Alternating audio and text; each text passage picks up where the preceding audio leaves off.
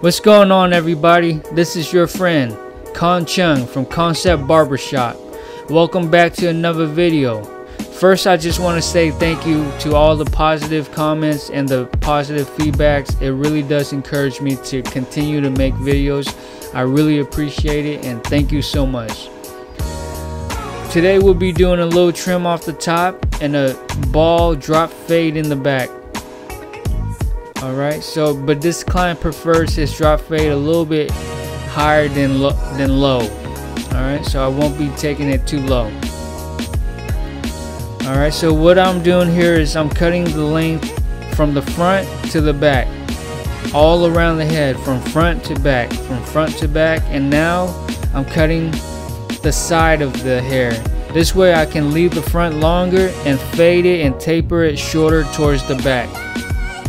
Alright, I'm cutting one strip towards the middle of the head all the way back as my guide, and then I start to fade from side to side, from one ear, and I work that down towards the other ear, from side to side, basing off of the first strip of hair that I cut.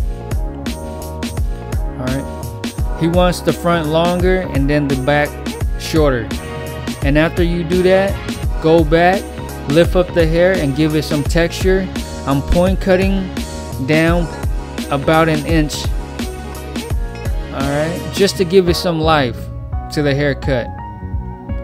I'm point cutting about an inch into the hair. Uneven and random cuts. Now moving into the ball line, and I usually start right above the ear to set my highest starting point, and then I work that out towards the sideburn, and I'm leaving the hooks so that I can line it up and you can see the hook when I give them the lineup. Alright, so I work from the top of the ear out, and then after that I'll work towards the back of the neck, dropping down and curving it as I get towards the neck, like that right there. It kind of drops and then curve to the neck, and then I'll repeat the step on the other side, and I'll meet the two line in the back of the neck. I do this so that I can keep the ball line straight.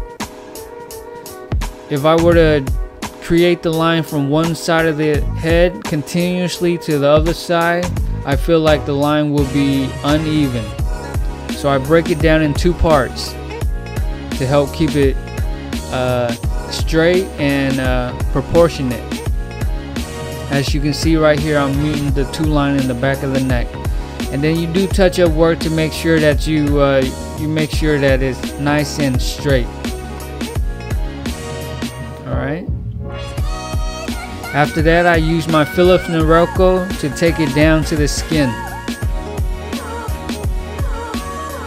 The Philips Norelco is about $40 at Walmart. I prefer this over the 5-star shaver because the shaver takes it down so tight that sometimes it's very difficult to blend out the ball line. With this shaver you can actually blend. And now I'm back with the magic clip all the way closed, and I'm using mostly just the corner of the clipper, and I'm following the ball line and I'm taking it up about 1/4 of an inch. And so I'll use just the corner, and I'll work this all the way to the other side of the head. And then I will open up the lever about 1/4 of the way and repeat it back. Alright, and I'll do that back and forth until my clipper is fully open with the lever. Alright, so I'll take this to the other side. A little bit at a time, I'm going up about 1/4 of an inch. As you can see, once I reach the other side, I open up the clipper about 1/4 of the way. So if you repeat this step back and forth, you should open up your lever about 3 to 4 times. And right here I'm fully open, and I will complete my final round onto the other side, and then I'll move on to the zero guard, and it would be the same technique. Alright, as you can see, I'm using mostly the corner of the clipper. I have more control of what I'm doing when I'm using less of the blade. Alright, and as you can see right here, I'm using the 0 guard, and it's the same step.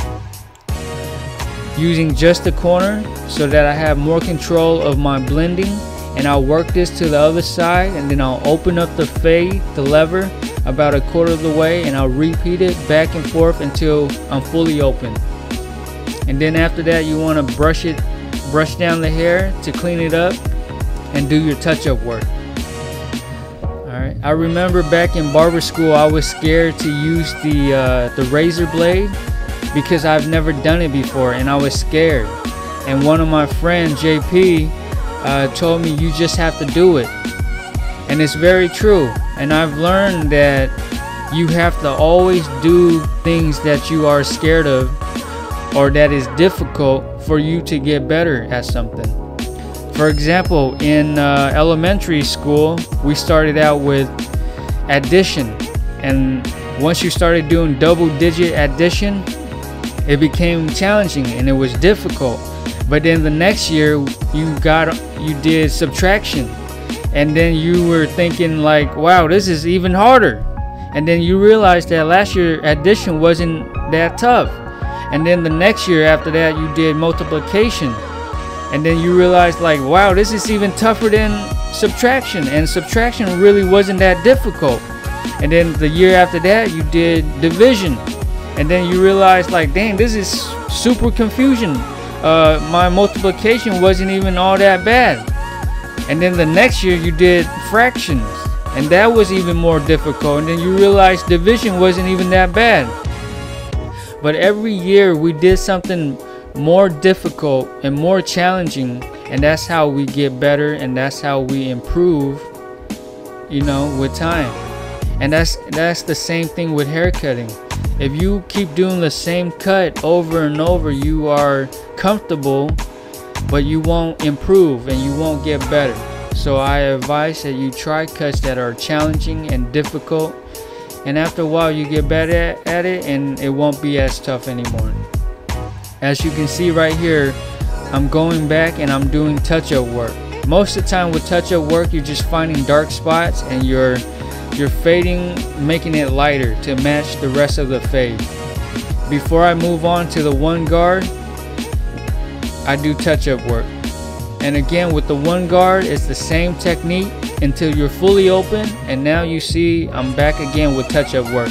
You always do touch-up work before you move on to the next guard. You make sure the fade underneath the ball line is nice and blended before you move on.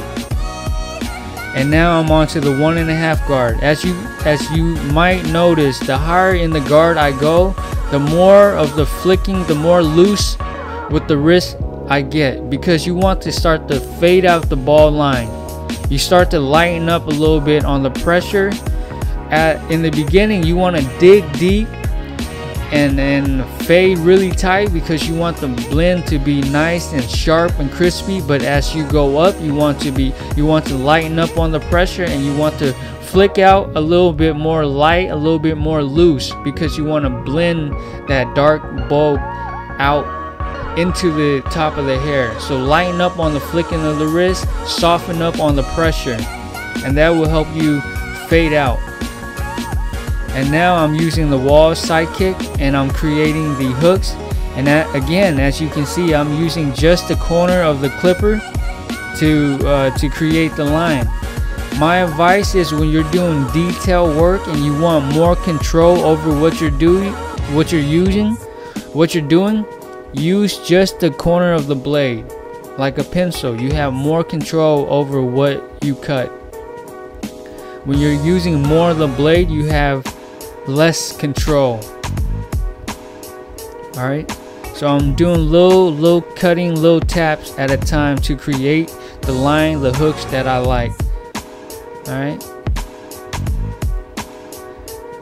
again, this is the Wahl SideKick, and they're about $56.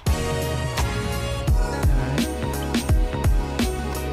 and then after this, I want to apply a little bit of product, a little bit of Lay Right matte cream, just to give it some hold. It's a very light hold, just to style it up a little bit. Alright, As you can see, the blend came out pretty nice. Alright, so yeah, it's the drop fade with hooks on the side. He has really nice hair to fade with, and I think it came out pretty good. Thank you guys for watching. I really appreciate it. If you have questions, leave a comment and I will answer them. Or you can check me out on Instagram at ContourCon. Leave me a message and I will reply. Thank you guys. Peace.